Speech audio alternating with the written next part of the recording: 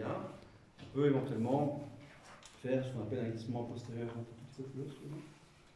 Voilà. Et puis quelqu'un doit être en appui. Si jamais c'est trop mou ici, on peut mettre une petite surface dure, comme un sac de sable de polythérapie, pour faire qu'il serve à quelque chose. Ici, voilà. Et donc, quand il est comme ça, je viens simplement ici prendre le tibia et la fibula, et je pousse progressivement, tout doucement, en direction de la table. Donc normalement, en gros, je fais un tiroir postérieur, et donc évidemment, si j'ai une lésion ligamentaire, je vais avoir un énorme tiroir, hein, donc ça peut justement être une manière d'objectiver éventuellement une rupture. Mais l'idée, c'est plutôt de, je pousse, et puis après, quand j'ai l'impression que je ne sais plus m'enfoncer, j'attends un petit peu, et quand j'ai l'impression que ça relâche, hop, je continue à faire ma poussée. Donc c'est une technique où on va mettre en tension les capsules et les ligaments, et j'essaie de progresser dans ma compression, et normalement, je vais avoir un arrêt qui est ferme, d'accord, à la fin, mais pas un arrêt qui est dur. Si vous avez un arrêt qui est dur, il y a peut-être une faute de position du tibia, s'il arrive, parfois. Et donc, là je l'ai montré, la technique où simplement on pousse progressivement vers le bas. Si on met les deux pieds sur la jambe, la table, pardon, deux pieds sur la jambe. Okay. Je peux essayer ici aussi faire un diagnostic entre guillemets bilatéral ou une thérapeutique bilatérale. Je descends un petit peu. Et donc là, l'avantage, c'est que j'aurai une comparaison gauche-droite directement. Ok. Et donc je me mets en position, je suis bien en appui sous mes pieds. Je viens simplement mettre un appui sous mes mains. Je descends. J'essaie de descendre et j'essaie de voir s'il y a une différence gauche-droite. Ici, j'ai une différence gauche-droite. C'est net. Ouais. À ma droite, à sa gauche, ça ne veut pas bouger. D'accord. Et elle le sent. D'accord. Et donc là, je suis sur une technique myofasciale, capsulaire, et je peux déjà dire qu'il y a un problème ici à ce niveau-là, de restriction de mobilité. Et donc après, je peux très bien venir, je dis ok, alors je vais plutôt traiter ce côté-là, je vois si c'est en relation avec des symptômes, est-ce qu'elle a des problèmes de flexion dorsale de cheville, ou pas spécialement, flexion plantaire, au quotidien, tu n'as jamais remarqué. Ok, donc elle, c'est pas symptomatique, mais si c'est en lien avec un trouble fonctionnel, ce sera intéressant. Et donc je travaille ici donc, de manière unilatérale, et je peux aussi de nouveau ici faire la technique de balancing, je comprime jusqu'au point de tension maximale, je relâche, j'ai un retour, je repars, je fais ça une dizaine de fois, d'accord. Et rien qu'avec ça, je vais vérifier après si j'ai réussi à assouplir un petit peu mon articulation. Tu as déjà eu des entorses pendant cette cheville. Donc on peut poser un peu des questions, voir si j'ai eu des antécédents traumatiques éventuellement. Souvent quand il y a une résistance plus importante, il y a souvent quelque chose. Et voilà, et puis après un certain temps, je vais revérifier si j'ai une différence, si je réussis à corriger cette différence, je me positionne bien, je vais vraiment au-dessus, je pousse progressivement. Parfois on peut fermer les yeux pour essayer de voir un peu plus se concentrer. Donc je vous rappelle, c'est le moment présent, c'est ici et maintenant. Je vais vraiment être très concentré quand je fais sur la technique pour bien sentir. Et là, j'ai encore cette résistance que je sens. Voilà. Il me semble que c'est un peu mieux, mais c'est pas encore top. Ok. Si c'est pas comme vous voulez, qu'est-ce qu'on fait? À partir de la même technique, thrust. D'accord. J'ai pu voir aussi si j'avais pas de résistance au niveau de douleur. Ça va, pas de douleur. Je la mets ici en position. Ah. J'adore le pays, c'est une de mes régions préférées. Prends-lui sa cheville Et ça, justement, cette technique-là que je viens de faire ici, souvent c'est impressionnant parce que les gens, en fait, ils ont parfois une grosse restriction. Et quand vous tapez dedans, il y a un gain d'amplitude et un claquement assez important. Même vous, en tant que praticien, vous pouvez être étonné, et le patient aussi.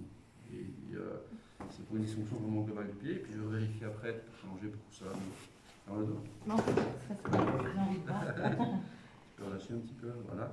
Donc je me remets dans la même position, j'essaie de me concentrer, de pousser, d'accord, de voir si j'ai eu un effet. Maintenant j'ai l'impression que c'est plus souple à gauche et plus raide à droite, de l'autre côté. Donc ça veut dire que j'ai réussi en tout cas d'un point de vue ressenti, d'accord, j'ai l'impression que j'ai un mouvement qui est pas mal ici. Hein. Et même que de ce côté-ci, maintenant je pourrais traîner un peu plus. Et donc à partir de là, on peut faire un diagnostic, un traitement et revérifier. Et donc c'est vraiment, moi j'aime bien la technique myofasciale du pied parce que justement elles sont très directement liées après les techniques de mobilisation et de manipulation. Et donc c'est intéressant à travailler. Et donc je remonte la manipulation de l'autre côté, comme ça en équilibre. Si jamais vous devez le faire, vous allez pouvoir le faire ça vous-même. Essayez en bilatéral, comme ça s'il y a une asymétrie, après vous insistez un petit peu du côté où il y a l'asymétrie en technique, soit de lift ou de compression continue. D'accord. On essaie en gros de descendre le tibia progressivement vers le plan latéral. jusqu'à ce que quand on a l'impression qu'on n'arrive plus à progresser, à ce moment-là on maintient plusieurs secondes, et puis on relâche quand on a une impression de relâchement, ou bien je vais relâcher pour avoir la technique de lift, balancing, excusez-moi, et puis quand il n'y a plus de jeu vers le haut, je repousse vers le bas jusqu'à une nouvelle base motrice, et puis je relâche, et donc de nouveau là c'est vraiment une écoute tissulaire, et là on le sent bien parce qu'on sent vraiment le tibia qui descend, puis il ne veut plus, hop je relâche, j'ai un retour, tibia vers le haut, et puis je repars. Donc là ça va être un traitement déjà en soi, vous vérifiez, pour voir si ça suffit, et si ça ne suffit pas, vous pouvez éventuellement, vous allez préparer les structures capsulaires et ligamentaires à la manipulation, et vous allez pouvoir manipuler en général plus facilement. Et donc pour faire ça, pour la manip, ici on vient fixer le calcanéum. Donc c'est vraiment simplement glisser le tibia vers l'arrière en fixant le calcanéum. Légère rotation interne, parce que les plans articulaires est comme ça. Donc je ramène ici pour que le plan articulaire soit vraiment vertical, tout simplement. Je me mets vraiment bien ici, je prends la tête, je teste mon jeu articulaire, que j'ai déjà fait un petit peu indirectement avant, mais là plus une optique de manipulation, d'accord, je réduis un petit peu. Voilà, c'est encore bien claqué aussi la descente. Et donc, et ici, on a parfois un gain d'amplitude qui est intéressant, et je suis certain que plusieurs d'entre vous, on va voir ça. Je vérifie de nouveau après pour voir si j'ai l'impression que c'est plutôt symétrique. Ouais,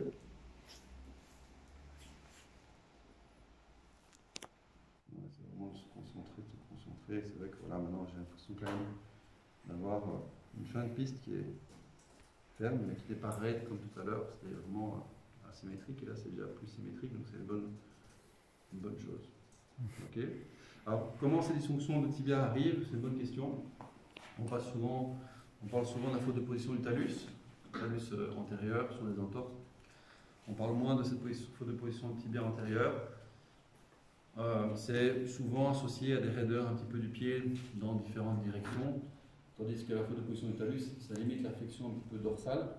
Une faute de position de tibia, ça limiterait aussi bien la flexion plantaire que la flexion dorsale aussi.